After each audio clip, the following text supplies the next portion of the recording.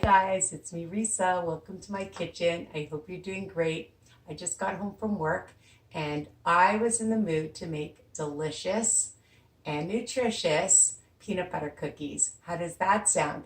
But Risa-fied. I came up with a recipe that I think you're gonna love that's gluten-free, lower in fat, lower in sugar, and only one smart per cookie. I know. Before I do, I just want to remind you guys to please ring the bell option so you get all my new videos by email. And of course, my group, WW Tips and Recipes by Risa, for extra support, motivation. We all need that, right? And of course, subscribe, tell other people about my channel so they don't miss out. You don't have to be a WW Wellness That Works member to enjoy all my podcasts and recipes, all right? Because these, apply for anybody on a journey. So I just wanted to find things that I enjoy that I can have guilt-free and make them my own. So the peanut butter cookie. My mother makes these amazing peanut butter cookies, and I thought I've got to figure out a way to make a peanut butter cookie that you can enjoy, that you can have, every day if you wanted to. Keep them in your fridge, your freezer, make them for a party, give them to your kids when they're at home because, you can't bring them to school anymore. Remember the olden days where we ate peanut butter sandwiches? Not anymore. So all these allergies. Anyways, if people are allergic, then maybe you can also change this up a bit as well.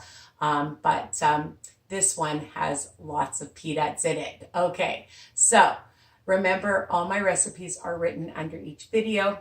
I think there's only 5 ingredients, so super easy and fast. You can double, triple this recipe. Preheat your oven to 350 degrees. Get a cookie sheet and put some parchment paper. And depending on if you're doubling or tripling or just making a single serving, then you only need just a regular size cookie sheet.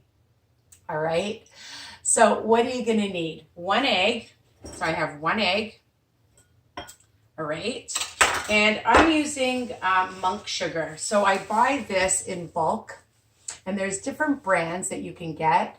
And again, if you want to use regular sugar, I'm not telling you not to, but I like the monk sugar. You can use Swerve, you can use stevia, Trivia, something more natural, okay? So I really like this, and it's very sweet, so you don't need a lot, 1/4 cup, and I'm adding that. Now, what I've measured out here already, because I'm going to be adding everything, and I don't want to miss a little bit of the peanut butter. I want to make sure I get every single ounce of it because I love it. And I decided to use the crunchy for 4 of them, 4 tablespoons. It's 12 smart points, 3 smart points each. Now you want to use smooth, you want to use unsweetened, whatever you want to use, it's up to you. I love crunchy, so I'm going to use it in this recipe. Now, this is my baby that I love. Okay, so 6 tablespoons of the PB2 powder. It's going to almost act like a flour because you're not putting water in it. That's my hint. All right, that's my tip rather. 6 tablespoons is 3 smart points. Okay, so all you're counting is the peanut butter and PB2 on WW. All right, and I've measured that out. Okay, so we have the egg, we have the sugar, we have the peanut butter. And now this is optional, my friends. I found these milk chocolate baking chips, Lily's. So if you use half the amount, it's 1 smart point, okay? And so I've counted out 15 of them here if you want. Okay, that's an option. Or you can put it through your Cuisinart. So, I mean, if you want to use 2, like you want to use a double recipe or a regular recipe, you can use all 30 chips, and I believe it's 3 smart points. Or if you just want to crush it like that, that's another option. You could put it inside, you could put it on top. Now, another option is I have these Sensado. They're not milk chocolate, they're semi-sweet for a half a tablespoon, it's going to be 0. So 1 tablespoon is 1 smart point. So that's another option. And the thing about these, they're really, really tiny. Let me show you. They're itsy bitsy, like really, really super tiny. So, you know, you can add that. If you have some almonds or some peanuts, you can add that. Again, my recipes are versatile. So just account for whatever you add to it. All right. And I've only made them plain before, but I was thinking, I love peanut butter and chocolate. Who doesn't love that? So maybe some of them I'll put some chocolate and some of them I won't. We'll see, okay? So I'm just going to take the egg and the monk sugar and just whisk that around, whisk it, okay? And I've already measured out the 4 tablespoons of my peanut butter. You're going to see this is so fast and easy. And I just have some pink Himalayan salt. I'm going to just add a little bit of that just to bring out the flavor. I always put a little bit of that in, just a bit. Okay. And if you don't want to, you don't have to. Okay, so I'm just going to mix this with the peanut butter. You're not going to believe how fast and easy this is. And you don't need oatmeal, you don't need flour, you don't need almond flour, you don't need any flour at all because you're going to put in the dry PB2. Okay, so I'm just going to add it. And you're going to see that because it's all wet, this will help it to stick together. And if you want to add, like I said, the chocolate chips, you can do that. So this is going to be great to be able to form nice balls without being so sticky. Okay? And you're going to have that great flavor of the peanut butter because you're using both PB2 and regular peanut butter. Okay, look at how fast and easy that is. Okay, just make sure we get the bottom.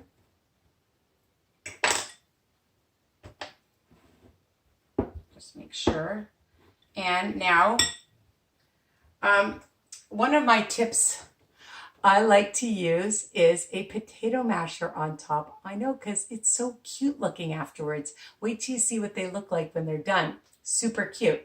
This was something my mother taught me to do. All right, she's so smart. Okay, so what I like to do is just take my tablespoon, so they're even, and you're just going to take it and roll it, okay? About a tablespoon or so. You want them bigger, you want them smaller, it's up to you. And they smell so yummy. I'm not putting the chocolate chips inside right now. But like I said, you can. And every oven is different. So I know for me, it took about 12, when I've made them a few times, about 12 minutes. But you can check, I usually check cookies after about 8 minutes, 8 to 10 minutes. And once you take them out of the oven, let them cool right down. And I like to keep them in the fridge or the freezer. In the fridge, they last for weeks, I'm telling you. They're amazing. But I don't think they'll last that long because you're going to love them so much. Okay, so we have 8, 9, 10,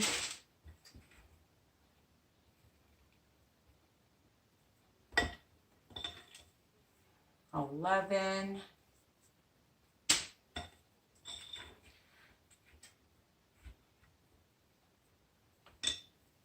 Some are a little bit maybe smaller. I sometimes take from the bigger ones because I like them about the same size. And I'll just get the rest of this.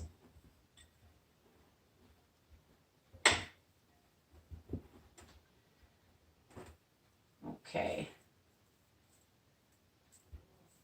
So there's 13. All right. So I'm going to sprinkle some of these chocolate chips on. You can see. Actually, I'm going to flatten them first.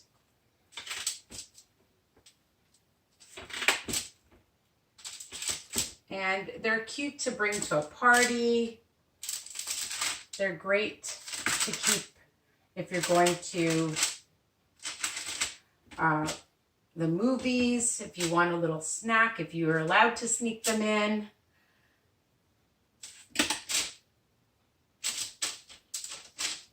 And I know you're going to love these. So I just want to show you how cute they look. Just like that. Aren't they cute? So if you want, you can add a few chocolate chips on top. Those are the semi-sweet. And if you want to just crumble some on top, you can do that. Or you can add the lilies. So there's different options. Again, if you want to put some nuts on top or whatever else you like. And I'm going to keep some plain. So you'll just account for the smart points depending on what you decide to add to it, or just leave them, okay? So the whole recipe is 15 smart points, okay? So you're just counting the peanut butter and the PB2 butter. I love that. I think I'm going to add a little bit more of the chocolate on top because I love chocolate. And keep some plain.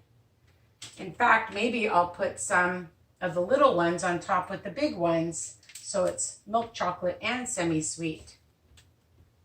All right. So I'm going to stick these in the oven. All right. It's already at 350.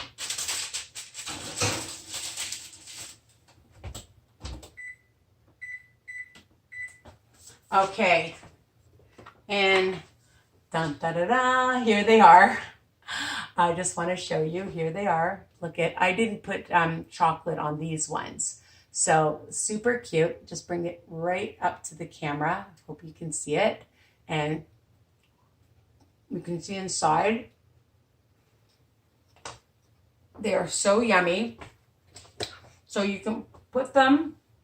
It's not easy to talk and eat at the same time. So you put it in a sealed container and keep them in your fridge.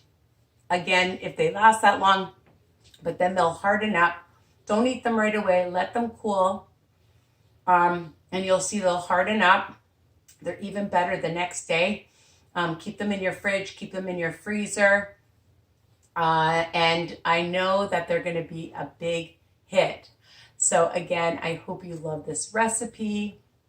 Don't forget to share it with others. I know it's going to be a big hit in your house as long as nobody's allergic to peanut butter and you enjoy this recipe.